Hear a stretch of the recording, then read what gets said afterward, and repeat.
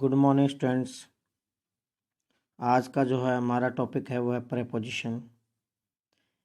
Preposition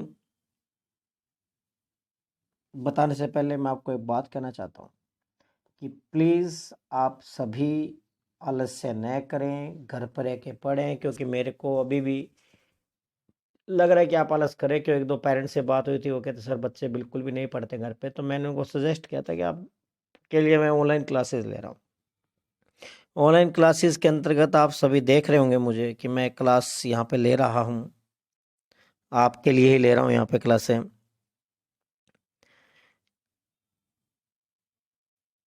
तो अब तक हम लोग एक टॉपिक कर चुके हैं, उसके हमने करीब 7 जो हैं वो लेसन बनाए हैं। पहला जो लेसन था वो डिटरमिनर्स के ऊपर था। डिटरमिनर्स के अंतर्गत हमने आर्टिकल्स किए, आर्टिकल्स के बाद हमने बाकी बचे हुए डिटरमिनर्स जैसा मैनी, ईच, एवरी, है ना, ये सारे किए। उसके बाद अब क्या करें, उसके बाद अगला जो टॉपिक है वो हमारा है प्रेपोजिशन। प्रेपोजिशन के अंतर्गत हम सबसे पहले इसकी परिभाषा देखते हैं। प्रेपोजिशन का सबसे पहले इसका हमें उच्चारण देखना पड़ेगा। इसका सही उच्चारण लोग अलग अलग तरीके से करते हैं, पर मेरी नज़र में सही उच्चारण इसका प्रेपोजिशन है। और इसका प्रोनाउंसिएशन गलत नहीं कर रहा मैं, इसके लिए मैंने यहाँ पर इसका फोनेटिक सिंबल भी बनाया है कि इसका सही उच्चारण जो होगा प्रेपोजिशन होगा। प्रे यानी कि पूर्व, पोजीशन यानी कि स्थिति। हम लोग प्रेपोजिशन का प्रयोग वाक्य एक रिलेशन वर्ड के रूप में करते हैं, यानी कि वाक्य में पहले नाउन या प्रोनाउन का संबंध वाक्य में दूसरे नाउन या प्रोनाउन के साथ बताने के लिए जो है वो प्रेपोजिशन का प्रयोग किया जाता है। तो इसकी जो परिभाषा होगी वो रेनन मार्टिन अनुसार होगी।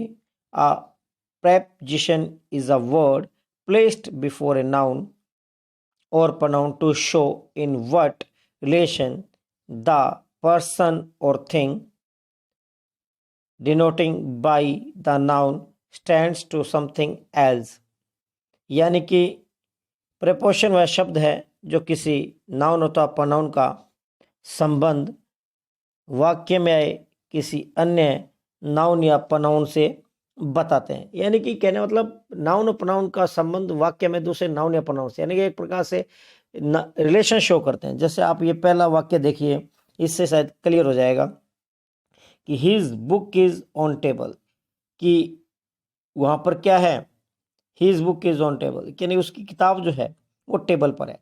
तो आप यहाँ पे देखेंगे 2 नाउन है, एक नाउन हिज बुक, दूसरा नाउन जो है वो टेबल है। तो इन दोनों बुक और टेबल के रिलेशन को शो करने के लिए, यानी कि दोनों नाउन को आपस में जोड़ने के लिए हमें यहाँ पर प्रेपोजिशन का यूज करना पड़ा, जिसको हम कौन सी प्रेपोजिशन यूज किया, हमने यहाँ ऑन का प्रयोग किया है। यहाँ पर 2 चीजें देखी हमने कि प्रेपोजिशन जो है वो बुक और टेबल को जोड़ रही है। दूसरी चीज हमने ये देखी कि कह सकते हैं कि it indicates the relation between the book and the table, it denotes the position of the book with reference to table। यानी कि यहाँ पर अकेला रिलेशन नहीं है, बल्कि जो पोजीशन है बुक की टेबल के संदर्भ में वो भी यहाँ पर दर्शाने का प्रयास किया गया है। तो ये तो थी इसकी परिभाषा संबंधी, यानी कि सिंपल भाषा में कहें तो वाक्य में पहले नाउन या प्रोनाउन का संबंध वाक्य में दूसरे नाउन या प्रोनाउन से बताने के लिए जो रिलेशन वर्ड यूज किए जाते हैं उनको हम प्रेपोजिशन बोलते हैं। तो इसी कड़ी में पहले हम देखेंगे इसका प्रयोग हम करते कहाँ कहाँ हैं। इसका प्रयोग देखना बहुत जरूरी है। तो प्रयोग में अगर आप देख जाएंगे, प्रयोग देखना बहुत जरूरी है इसका। तो हम प्रेपोजिशन का जो प्रयोग है वो रिलेशन वर्ड के रूप में करते हैं, लेकिन कई बार प्रेपोजिशन का जो प्रयोग है वाक्य के अंत में भी होता है। तो वाक्य के अंत में किन किन कारणों से होता है, मैंने इस कारण को भी यहाँ पे स्पष्ट करने का प्रयास किया है आप लोगों के लिए। तो पहले मैं अंग्रेजी में पढ़ देता हूँ ताकि आपको समझ में थोड़ा इजीली आ जाए। अ preposition is generally placed before the noun or pronoun. It goes, but sometimes it comes after the word it goes, but sometimes it comes after the word it goes। यानी कि सिंपल भाषा में हम ये कहेंगे कि preposition जो है वो नाउन या प्रोनाउन से पहले ही लगती है, लेकिन कई बार नाउन प्रोनाउन से पहले न लग के सबसे लास्ट में लग जाती है। वो उसके लिए यहाँ पर 3 परिस्थितियां हैं। किन किन परिस्थितियों में प्रेपोजिशन लास्ट में लगेगी? नंबर 1, जब यह रिलेटिव प्रोनाउन का ऑब्जेक्ट हो, उस सूरत में हम लोग प्रेपोजिशन का प्रयोग अंत में करेंगे। याद रहे, द रिलेटिव प्रोनाउन जो है उसका अगर ऑब्जेक्ट के रूप में आए तब हम इसको प्रेपोजिशन कहाँ लिखेंगे? सबसे लास्ट में। जैसे सेंटेंस देखिए कि this is the picture that you were looking at. यानी कि आप ये देखेंगे कि जो ऑब्जेक्ट के रूप में प्रयोग किया गया है क्या? Relative pronoun that. दैट के कारण यहां पर हमने एट का प्रयोग कहाँ किया? सबसे लास्ट में किया। दूसरा कारण, जब आपका ऑब्जेक्ट जो है इंटीग्रेटिव प्रोनाउन हो, जैसे यहां पर whom दिया गया है। whom क्या है? इंटीग्रेटिव प्रोनाउन है, इसलिए हमने यहाँ पे किसका प्रयोग किया? अबाउट का। whom are you talking about, क्योंकि whom का प्रयोग जो है हम ऑब्जेक्टिव केस में करते हैं। तीसरा, when the object is a relative pronoun understood, यानी कि जब रिलेटिव प्रोनाउन को ऑब्जेक्ट समझ लिया जाए। जैसे यहाँ पे whom का प्रयोग है, whom को हमने क्या समझ लिया? रिलेटिव प्रोनाउन समझ लिया, तो उसके लिए हम यहाँ पे किसका प्रयोग करेंगे? ऑफ का प्रयोग करेंगे। तो ये 3 इसके यूज थे। इन तीनों यूजेस को भी आपको पूरा ध्यान में रखते हुए आगे काम करना है। अब इसके प्रकारों में जाते हैं कि प्रेपोजिशन के प्रकार कितने होते हैं। प्रेपोजिशन के प्रकार कितने होते हैं?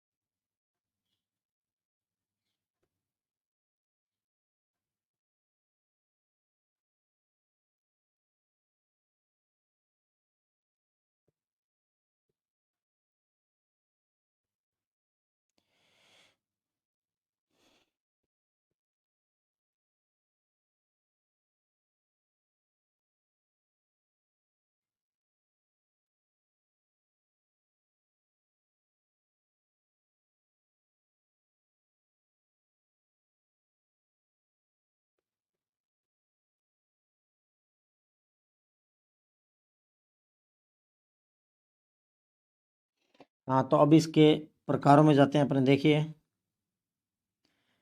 कि प्रेपोजिशन के मुख्यतः कितने प्रकार होते हैं।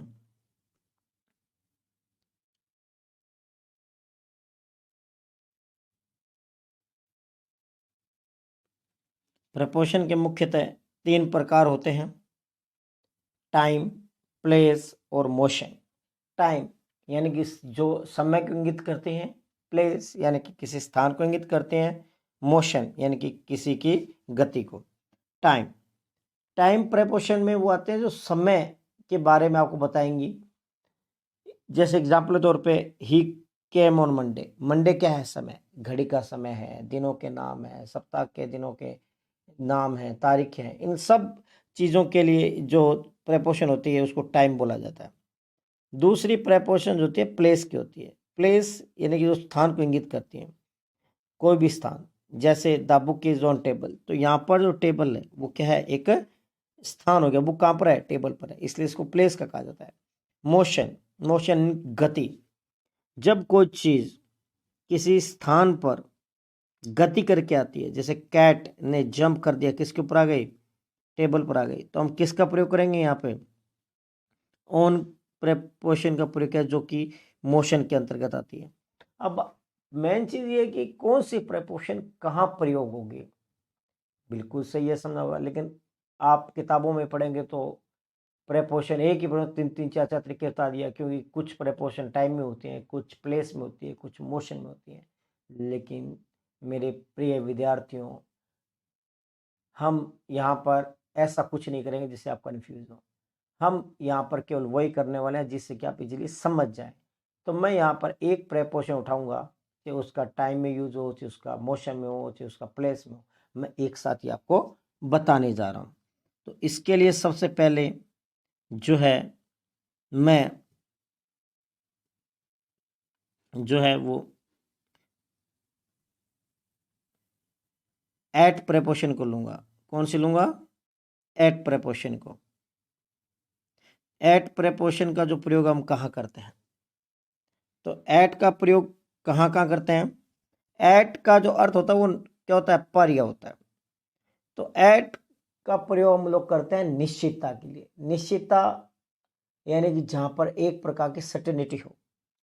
तो इसका प्रयोग हम तीनों में करते हैं, टाइम में भी करते हैं, प्लेस में भी करते हैं, मोशन में भी करते हैं।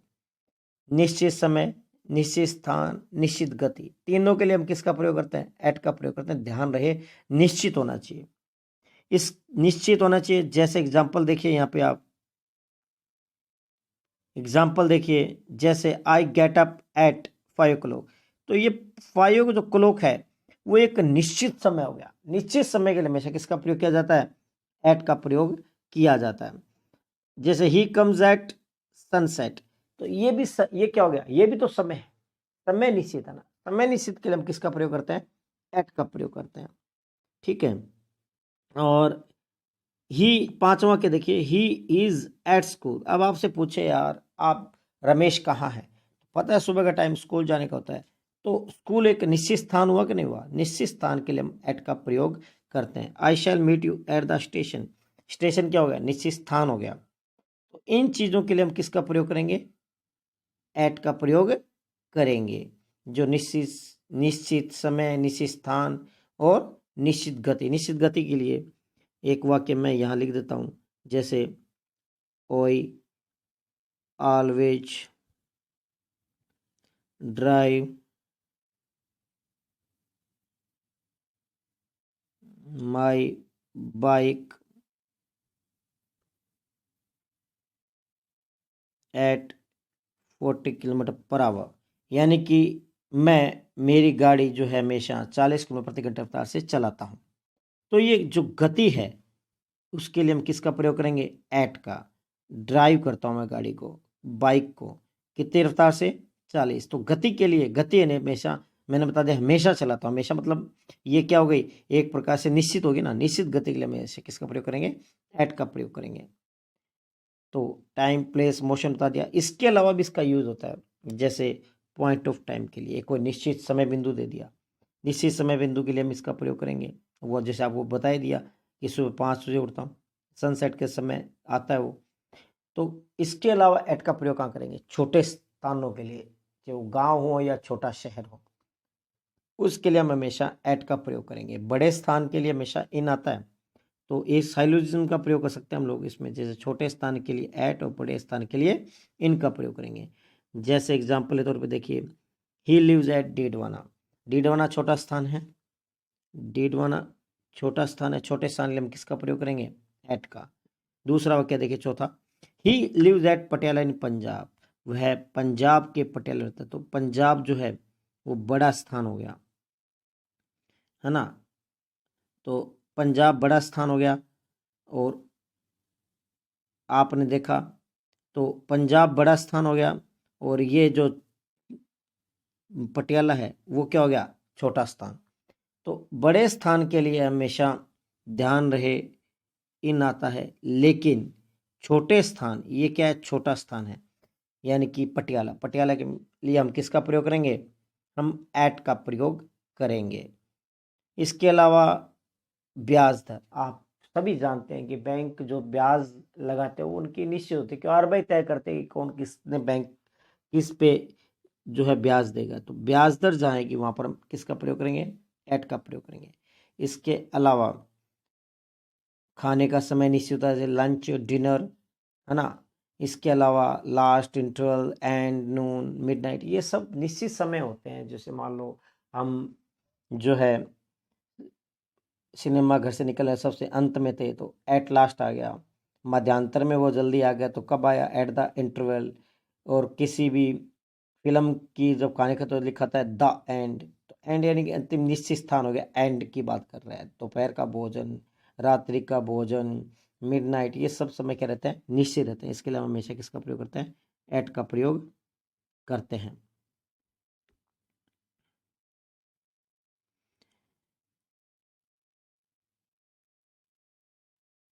अब इसके बाद आता है ऑन का प्रयोग। आपने देखा कि हम एट का प्रयोग निश्चितता के लिए करते हैं, तो फिर ऑन का प्रयोग कहाँ करेंगे। बिल्कुल समझने वाली बात है कि ऑन का प्रयोग आप लोग कहाँ करेंगे।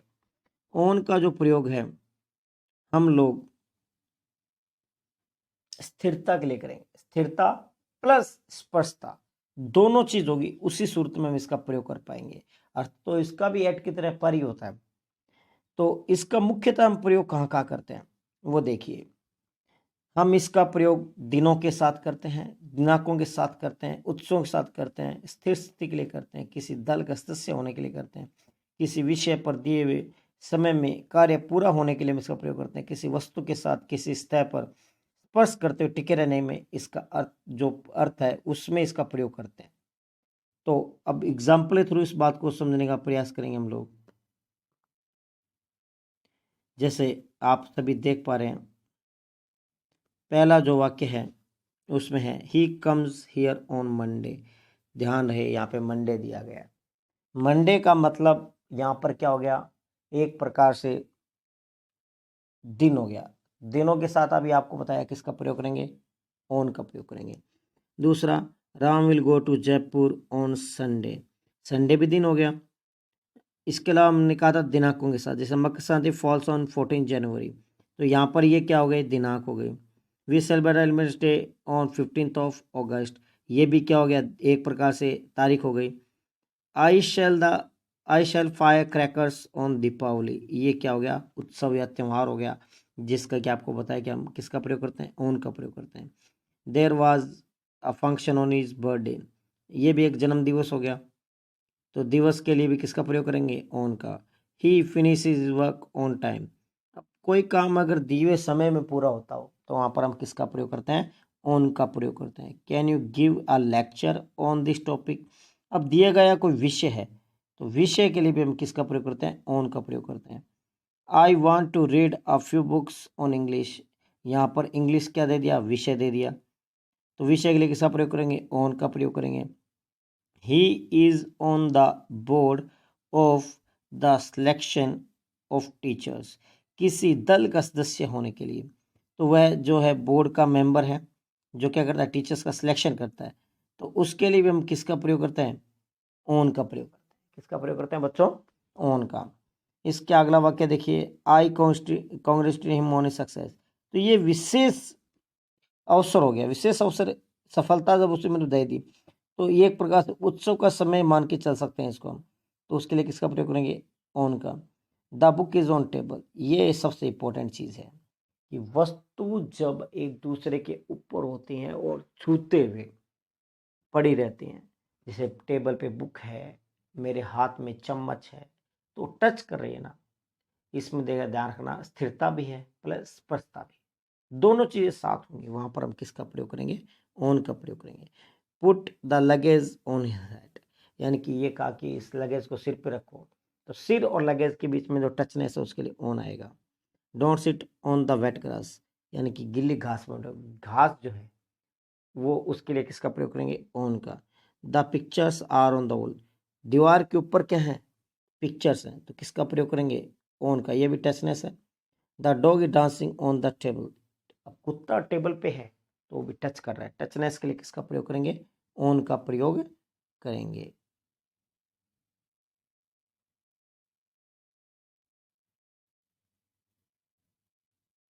अब तीसरी प्रेपोजिशन आती है अबव। आपने अभी तक देखा कि हमने एट का प्रयोग निश्चितता के लिए किया, ऑन का प्रयोग हमने स्थिरता प्लस स्पर्शता के लिए क्या। अब अबोव का प्रयोग कहाँ करेंगे। अबोव का भी अर्थ पर ही होता है। देखने के मैं यहाँ पहले जो पर या ऊपर वाली जो प्रेपोजिशन है वो एक साथ करा रहा हूँ ताकि कंफ्यूजन आपके दिमाग में रहे ही नहीं। तो अबोव, अबोव का मतलब पर, इसका प्रयोग कहाँ करेंगे। इसका प्रयोग करेंगे जब कोई चीज किसी उच्च बिंदु पर स्थित हो, यानी कि से ऊंचा। कहने का मतलब है कि हम इस ये जो प्रेपोजिशन है वो क्या है, प्रेपोजिशन ऑफ पोजीशन है, यानी कि आपको स्थिति बताएगी कि कौन सी चीज कहाँ है, किस स्थिति में। उस स्थिति को अध्ययन करने के लिए हम अबोव का प्रयोग करते हैं, यानी कि किसी भी वस्तु की जो स्थिति है वो क्या है, हमारी पहुंच से दूर है, उसके लिए हम अबोव का प्रयोग करते हैं। इसकी मुख्य स्थिति होगी कि एक तो स्पर्श रहित होगी, दूसरा ये सीधा या लंबवत ऊपर नहीं होगी। याद रहे ये जो है और ओवर का बिल्कुल उल्टा है। ओवर के अंदर कोई चीज होती है वो सीधी या लंबवत होती है, लेकिन अबोव के अंदर सीधी और लंबवत नहीं होती है। तो यही दोनों में मुख्य अंतर भी है। तो देखिए, कोई चीज आपकी समझ से परे हो, आपकी पहुंच से दूर हो, तो किसका प्रयोग करेंगे, हम अबोव का प्रयोग करेंगे। पद या क्रम में उच्च या बड़ा। कोई पद में ऊंचा है, कोई पद में, कोई क्रम में ऊंचा है, जैसे मेरा नाम उससे पहले आता है तो क्रम में बड़ा हो गया ना मैं, तो उस चीज के लिए हमेशा किसका प्रयोग करेंगे, अबोव का। संख्या, कीमत, आयु, वजन में अगर कोई चीज अधिक है तो भी हम किसका प्रयोग करते हैं, निश्चित सी बात है अबोव का ही प्रयोग करेंगे। चलिए अब हम इस चीज को एग्जाम्पल के थ्रू समझने का प्रयास करेंगे। तो इसके अंदर देखिए कि the sun rises above the horizon, यानी कि सूर्य जो है वो 37 से ऊपर उदय होता है, यानी कि जहाँ पे इतना ऊंचा कि जो हमारी पहुंच में ही न हो। The skies above my head, आसमान जो है मेरे सिर के ऊपर है, तो सीधा लंबो तो है नहीं। द दे सा a bird on the branch, यानी कि पक्षी देखा, लेकिन कहाँ, ऊपर, यानी कि हायर प्लेस। हायर प्लेस के लिए किसका प्रयोग करते हैं, अबव का। Their mother watched them from the window above the yard, माँ ने खिड़की में से देखा, यानी कि ऊंचे स्थान से देखा, तो किसका प्रयोग करेंगे, above का प्रयोग करेंगे। इसके बाद देखिए the birds were flying in a circle above the lake, they were flying in a position higher than the lake, यानी कि लेक के ऊपर से उड़ रहे थे ना, वो क्या कर रहे थे, लेक के ऊपर ही उड़ रहे थे। ऊपर यानी कि ये भी क्या हो गया, हायर प्लेस ही हो गया ना, तो हायर प्लेस के लिए भी किसका प्रयोग करेंगे, अबव का प्रयोग करते हैं। बट नॉट मूविंग, लेकिन ध्यान रहे अब और ओवर में यहाँ पे अंतर भी दिया गया है। अंतर सबसे बड़ा ये दिया गया है कि ओवर के अंदर जो मूवमेंट होता है एक स्थान से दूसरे स्थान की ओर जाता है, डायरेक्शन होती है उसके अंदर, अबो में ऐसा नहीं होता है। तो इसके बाद छठा वाक्य देखिए the member of students in school, above, यहाँ पे भी तुलना अधिक हो गया, अधिकता होगी वहाँ पर तुलनात्मक रूप से, तो किसका प्रयोग करेंगे, अबो का। He sells things above the market price, यहाँ पे भी मार्केट प्राइस से ऊपर की बात हो गई, है ना। Candidates above the age of 18, यही वो बात, एज ऑफ 18 से ऊपर की बात हो गई। My weight is above 80 kg, वजन की बात हो गई। डोंट स्पेंड इनकम, ये आमदनी, आमदनी भी ऊपर की बात हो गई, यानी कि आमदनी ऊपर खर्च मत करो।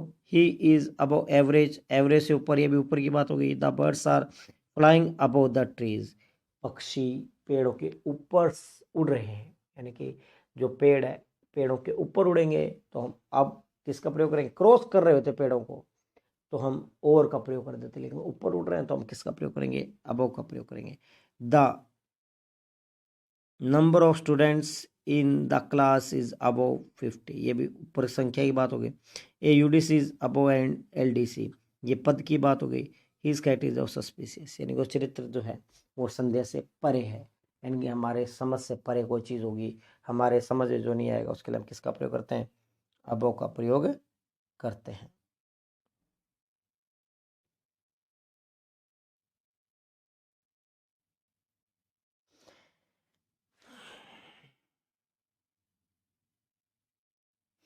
तो देखिए बच्चों आगे आता है ओवर का प्रयोग। ओवर जो है इसका अर्थ भी ऊपर होता है। देखिए एट का मतलब निश्चितता, आपने देखा ऑन का मतलब जो था स्पर्शता थी ना, स्थिरता प्लस स्पर्शता थी। अबव के अंदर कोई चीज एट सम हायर पॉइंट थी, अब आता है और का प्रयोग हम मैंने कहा ना मूवमेंट के लिए, जब एक स्थान से कोई दूसरे स्थान पर जो जाएगी चीज है ना, पार हो जाए, डायरेक्शन हो जाए, डायरेक्शन के लिए हमेशा किसका प्रयोग करेंगे? ओवर का। तो इसको हम प्रेपोजिशन ऑफ डायरेक्शन भी कहते हैं। Over is use to describe a thing which is untouchable, यानी टच नहीं करेगी। Come something moving from one to another, यानी कि एक स्थान से दूसरे स्थान की तरफ मूव करेगी, उस स्थिति में हम ओवर का प्रयोग करते हैं। इसके अलावा ओवर का प्रयोग और कहाँ होगा? सीधा या लंबवत ऊपर, किसी सतह को आंशिक या पूर्ण से ढकने के अर्थ में, है ना। किसी वस्तु, व्यक्ति, स्थान के ऊपर होना पर उसको छूना नहीं। चीज ऊपर तो है हमारे, लेकिन हम उसको छुएंगे नहीं, स्पर्श रहित होगी, तुलनात्मक से अधिक होगी, और एक ओर से दूसरी ओर तथा अंत से कई बार किसी कारण के लिए भी हम किसका प्रयोग लेते हैं? और का। चलिए बच्चों, इस चीज को हम एग्जाम्पल के थ्रू समझने का प्रयास करते हैं। तो एग्जाम्पल में देखिए, the helicopter is over the building, यानी कि बिल्डिंग के ऊपर से वो गति करके, यानी कि उसको पार के ऊपर तोड़ नहीं रहा होगा, ऊपर से उड़ रहा है, ऊपर से क्रॉस कर गया, क्रॉस के लिए उस किसका प्रयोग करेंगे? ओवर का। The sky is over my day, बिल्कुल यही बात है, स्ट्रेट अप, सीधा है, लंबवत ऊपर है। The blanket is the back of the couch, the blanket is, ये शायद सेंटेंस के अंदर कुछ गलत है, मैंने ओवर की जगह गलती से ऑफ लिख दिया। तो the blanket is the back over the couch, तो ओवर का प्रयोग करेंगे यहाँ पे शायद मैंने ऑफ लिख दिया, यहाँ पर क्या आना चाहिए था? ओवर आना चाहिए था, ठीक है ना, क्योंकि ये उस तय को कवर कर रहा है ना। There are mosquitoes all over, ये कॉमन सी बात है। Spread the cloth over the table, table के ऊपर बिछे, यानी किसी सतह को आंशिक या पूर्ण से ढकने के अर्थ में हम किसका प्रयोग करते हैं? ओवर का प्रयोग करते हैं। ओवर 60, है ना, तो तुलना से अधिक हो गया। There is ceiling fan over might, मेरे सिर के ऊपर पंखा सीधा लंबवत ऊपर है। कई बार हम देखते हैं कि पानी घुटनों से ऊपर आ रहा है, बाढ़ आई हुई है, तो तुलनात्मक रूप से अधिक होगा, तो ओवर का प्रयोग करेंगे। जैसे अपने नील के नीचे बाल्टी लगा दी, बाल्टी में जितना पानी आना तो उससे ज़्यादा उसमें डालेंगे तो ऊपर से बहेगा, इसको ओवर कहा जाता है। खत्म होना मतलब एक तरह से। There is a long bridge, और ये क्रॉस हो गया एक ओर से दूसरी ओर। The brothers of quarrel over their ancestral property, यानी कि अपनी पैतृक संपत्ति पर हमेशा विवाद करते हैं भाई भाई, तो उसके लिए एक प्रकार से एस्ट्रल प्रॉपर्टी के ऊपर कर रहे हैं ना विवाद, तो वो भी एक प्रकार से कह सकते हो कि एक कारण है, कारण के लिए हमेशा ओवर का प्रयोग होता है। वाटर केम ओवर नीज, पानी उससे घुटनों तक आ गया, ये भी तुलनाधिक है। सेक्स ऑफ लाइन, तो ये सीधा या लंबवत ऊपर कह सकते हो, या मेरे सिर के ऊपर जो मेरी पहुंच के अंदर, पहुंच से दूर, अब वो पहुंच में होंगे तो हम किसका प्रयोग करेंगे? ओवर का प्रयोग करेंगे। अब बाकी प्रेपोजिशन तो हमने कर ली, अब अगली प्रेपोजिशन जो है,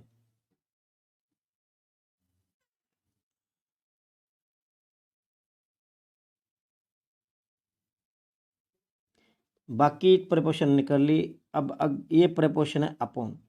अपॉन का प्रयोग हम कहाँ करेंगे? अपॉन का प्रयोग हम गतिशीलता के लिए करते हैं। किसके लिए करते हैं बच्चों? गतिशीलता के लिए। यानी कि जब कोई चीज किसी सतह को, जब हमारे शरीर का कोई अंग उसको क्या कर रहा हो, सतह को छू रहा हो, या कोई विशेष परिस्थिति हो, तो हम किसका प्रयोग करते हैं? अपॉन का। यानी कि कहने का मतलब है हमारे बॉडी पार्ट का कोई हिस्सा उसको सपोर्ट कर रहा होगा, तब अपॉन आएगा। अब बॉडी पार्ट सपोर्ट नहीं कर रहा है, तो अगर मूवमेंट है तो और का प्रयोग कर लेंगे, अगर पहुंच से दूर है तो अबो का प्रयोग कर लेंगे, ठीक है। To show that something happen soon after, यह ऐसी स्थिति दिखाने के लिए जी कुछ बाद में कुछ घटित हुआ। ऑफन बिकॉज ऑफ, इसके कारण, समथिंग एल्स, कुछ भी। ऑन द सरफेस, या कोई सतह जिस पर हमारा बॉडी पार्ट इंक्लूड हो। देर आफ्टर, देर ऑन के लिए भी हम किसका प्रयोग करते हैं? अपॉन का। तो विद एग्जाम्पल समझने का प्रयास करते हैं। देखिए, the cat jumped upon the table, यानी कि मैंने यहाँ पर एक टेबल बनाई, आप देख पा रहे हैं। तो जो कैट है वो टेबल के ऊपर आ गई, तो ये जो गति की उसने, इस गति के लिए हमेशा किसका प्रयोग करेंगे? एट का प्रयोग करेंगे। The monkey is jumped and set upon the back, आपने कहानी सुनी होगी मगरमच्छ और बंदर के दोस्त वाली। बंदर की बीवी बंदर मगरमच्छ की बीवी बंदर का कलेजा खाना चाहती थी कि वो शायद जामुन के पेड़ पे रहता था। तो वो कूद कर, जब मगरमच्छ उसको लेने के लिए आया तो कूद उसकी पीठ पर बैठा। तो गति की ना, गति के लिए किसका प्रयोग करेंगे? अपॉन का। ही जंप्ड अपॉन टेबल, कोई चीज टेबल, वह टेबल पर कूदा, गति हो गई, यानी कि वो कूद कर कहाँ आया? टेबल पर। She insisted upon knowing the truth, यानी कि उसने सत्य जानने के लिए क्या किया? जोर दिया। एक प्रकार से कहने का मतलब यह है कि उसने सत्य जानने का प्रयास किया। तो इसका मतलब to show that something happen soon after and often because of something else, यानी कि कुछ और था जो सामने था उसके अलावा। तो उस चीज के लिए किसका प्रयोग करेंगे? अपॉन का प्रयोग करेंगे। तो आगे देखिए, अपॉन हियरिंग, कोई बात है, किसी चीज को समाचार सुन के हमने बधाई दी, यानी किसी घटना के घटने के बाद जो प्रतिक्रिया होती है उसके लिए अपॉन आता है। ही केवल प्लेस द वॉस, ये गति हो गई, रखा उसने। Shadows of flickering upon the studio floor, ये भी एक प्रकार से उसे परछाई पड़ रही है सरफेस पे। They build their city upon a cliff overlooking the sea, तो यहाँ पर भी हम किसका प्रयोग करेंगे? अपॉन का प्रयोग करेंगे कि उन्होंने एक शहर बनाया। कहाँ पर? एक ऐसी चट्टान पर जो समुद्र, जिससे समुद्र देखा जा सकता है। तो देयर आफ्टर देयर ऑन के लिए हम किसका प्रयोग करते हैं? अपॉन का।